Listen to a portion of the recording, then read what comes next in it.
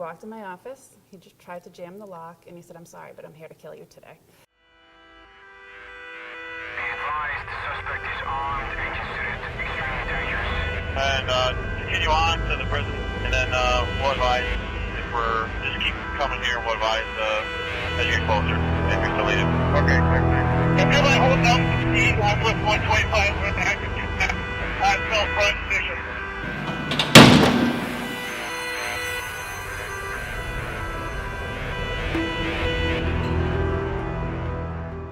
I'm Lynn Lareau, and I'm the Director of Treatment here at Susan Baranowski.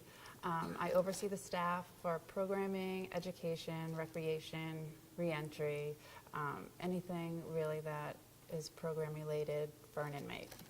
Why do you do what you do? Because I really like it. I like what I do. I believe in what I do. You know, we have inmates get released from prison, and they need to have programming before they get released to make them not want to go back to prison. Why did you get into this? I started after I graduated college with Spectrum Health Systems. I started at MCI Concord, and they needed a Spanish speaker to come over here to teach in the gang unit, so I came over here, and then I opened the interdiction unit with Spectrum to help inmates who had problems at lower securities that were returned to higher security due to fights or violence. And then in 2005, I became the Director of Treatment here. Talk to me a little bit about some of your history here, you know, any incidents that may stand out in your mind. So on May 28th, 2014, an inmate that I had known for a long time showed up at my office door. And I said to him, "You know you're not supposed to be in my office. I'll come over to the library and talk to you." And he had a little piece of yellow paper in his hand, and he walked in my office, he just tried to jam the lock, and he said, "I'm sorry, but I'm here to kill you today." And he got into my office, I hit my body alarm, and I yelled help. But it was too late. He was in my office, and he took all my furniture, my desks, my tables, everything, and stacked it from the door to the wall so no one could open the door. And in about 10 seconds, there was 2 officers at my door banging on my window, and I had a small window to try to get into my office to let me go. And in the meantime, he strangled me. He beat me unmercifully with a stapler over my head, punched me continuously, not in the face, but he just punched my head continuously. And I said, "Let me try to call the superintendent," because he was saying he needed to talk to the superintendent at the time. So I picked up my phone and I said, "Hi, this is Lynn Lareau. I've been taken hostage by an inmate." And he grabbed the phone out of the wall and began to hit me over the head with it. All the while, the officers were on the outside of the door trying to fight their way in. And I could see a little bit that they had, you know, fire extinguishers, their hands, they were trying to rip out the glass. And they got the door open a little bit and were able to spray chemical agent into my office. However, he continued to use me as a human shield from the chemical agent. So all the chemical agent was coming into me, to my face. I tried to get onto my desk, and he grabbed me by the back of my hair and said, "Shut the fuck up. You know, don't do that, Lynn. Don't do that, Lynn," every time I tried to get away. And then someone dropped a can of gas in my office by accident, by pure accident. And at this point, I had made peace with death. I had already knew I was going to die. And I just stared at the pictures of my 2 kids and my ring. I held onto my diamond. And he went for the can, and he let me go. And they say that was the turning point, because when he let me go, I started to breathe again, because it was going dark. It was very quiet, very eerie. I knew I was dying. And he let me go, and he went for the can. And when he went for the can, I realized I wasn't dead. So I started talking, because I had actually gone through a training that said if you're ever taken hostage, talk. Just talk, because if they can associate with you, it's harder to kill someone if you start saying their name. So I kept calling him his name, and he kept telling me to shut the fuck up. And all the while, he had a stapler, and he kept beating me over the head with it, which I don't really remember, and I never actually knew that he was beating me with the stapler until after the incident. And he would smack my head off the walls and then my desk. And this went on for between 11 and 14 minutes. I don't really know how long it went on for. So all the while, the officers were still trying with everything they could to get into my office. Ultimately, they ended up using less than lethal force, which is the gun with wooden bullets.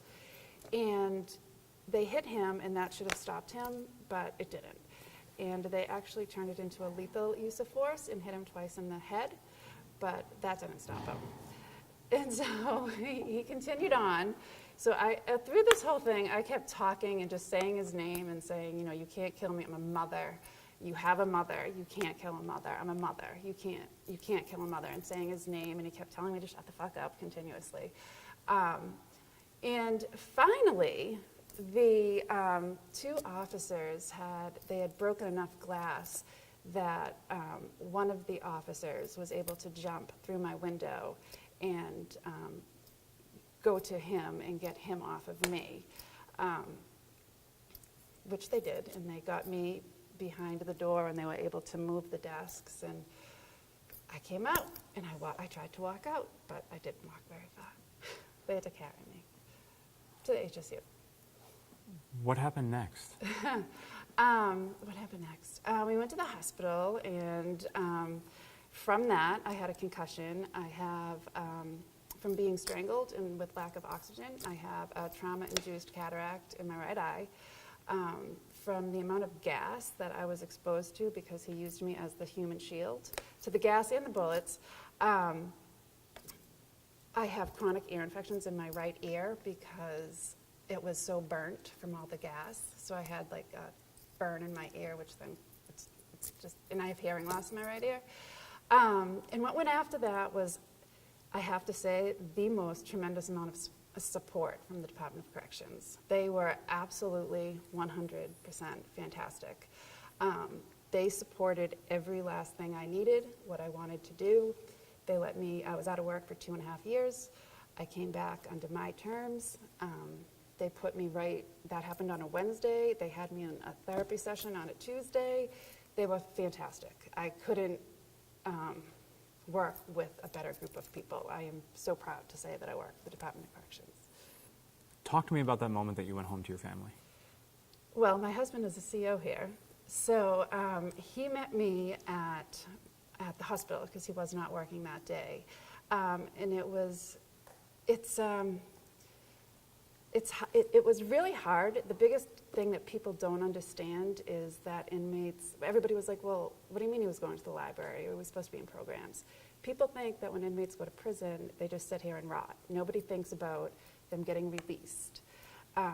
So, people don't think that I, of all people, as a manager or as a female, would have much interaction with inmates, but that's not the case. So going home that first night, I didn't sleep. I didn't sleep for weeks. I didn't sleep for months. I didn't sleep. I didn't eat. And at the time, my kids were 1 and 2. Oh my God. So I had to figure it out pretty quickly. And I just did everything that I was supposed to do. I had to live my life for my kids and my husband and my family. It was kind of like I was depressed. It was depressing. How do you move on? I moved on through a tremendous amount of support and a tremendous amount of therapy. I did everything that I knew that I had to do and did it. There was no stopping me. I didn't want to live my life afraid. I didn't want to live my life in fear. And I wanted to come back to a job I like and I love and I think it's important to share my story, mostly for PTSD issues. A lot of people during PTSD can't see the light at the end of the tunnel, and there definitely is one. It takes a long time, you can't rush it, but you can learn to live with it. I have different mechanisms of living with it. I think that the obvious question that everybody would want to know is, Why would you come back to this? Is it simply a way of moving on? Is it because you believe in what you're doing so much? Like, how do you come back to this environment after that? I believe in what I do. I love what I do. And it was part of moving forward. I needed to come back to the place that got me to a very dark place to move forward and make it better for me. What kind of justice was served? Do you feel that justice was served after? Yes. He got 18 to 20 years for attempted murder, assault and battery with a dangerous weapon, and kidnapping. So he was doing a first-degree life anyway. But the best thing that I did was come back, and that was what I did. How'd your husband deal with this? How did he not want to kill him? He did want to kill him. We were very happy that he wasn't there that day because he would have responded to that incident. He supported me. He supported me because it was what he needed, what I needed. He supported me for what I needed. He was 100% in support of whether or not I wanted to come back or whether I didn't want to come back. But knowing me as a person, he knew that I was going to come back. When asked, when I called and said I want to come back, the question was, where do you want to go? And I said, Susan Baranowski. And he said, are you nuts? And I said, no. 3 weeks after that incident, I called the superintendent at the time and I said, I need to come back in, because if I don't ever come in, I'll never come in now. And the superintendent at the time allowed me to come in. Him and my husband walked me up and they said, where do you want to go? And I said, I want to go to my office. And I walked to my office and opened the door, looked in and said, and I never want to go back there again. And that was it. What do you hope people take away from this? This isn't a story that you share lightly. No, it's an important story for many reasons, mostly PTSD. It's a struggle that a lot of COs deal with here. After that incident, there were so many correction officers that would see me that had responded to that would burst into tears. It was very sad to see. When I came back to work, people would come up to my office and say, it was 1 o'clock in the afternoon and tell me exactly what they were doing and what they saw. The PTSD affects law enforcement for a multitude of reasons, and it needs to be taken seriously. But you can move forward from it. It's not a death sentence. And that inmates get released from prison, and we need to try to help them prior to getting released so they don't commit another crime to come back, because then there's more victims in the world. You help people to have a second chance when they leave. Yeah.